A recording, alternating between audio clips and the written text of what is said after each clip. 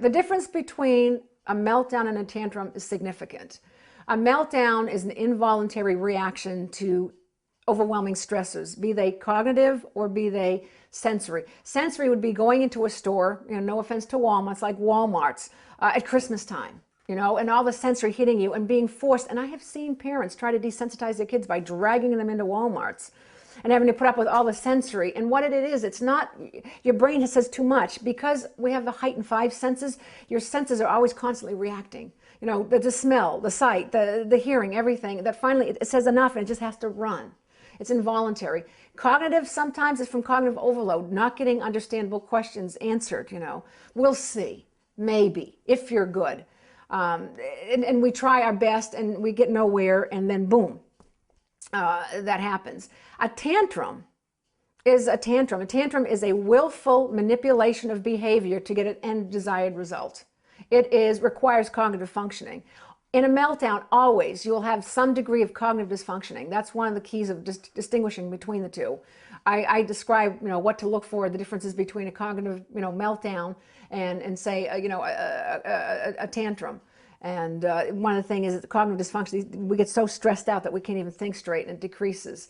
And a tantrum, any child, whether you're autistic or not, will have a tantrum when they want something their way.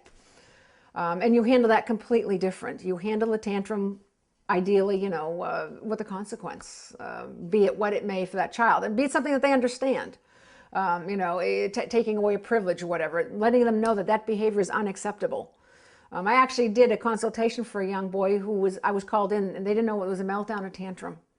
And I just spent, and he was nonverbal, and I spent maybe 20 minutes with that child. And it was really, really quick to see that child was having a tantrum, because I watched.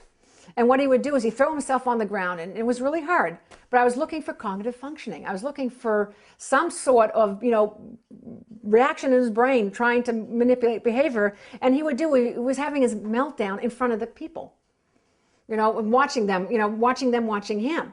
So I said, step aside, and I stepped in. I said, just watch. And I turned my back, and I just crossed my arms, and I just completely ignored him. And he screamed and ranted and raved. And after 5 minutes, when he realized that I couldn't see him, he slowly moved his meltdown, right into my line of sight. And I turned again, and he moved it again. So I knew immediately it was not a meltdown. It was a tantrum, because he was cognitively functioning, and he was trying to manipulate my behavior, and he was upset that he wasn't getting a reaction. So we would handle that with consequences. Learn more about autism online. Visit www.mpbn.net/autism.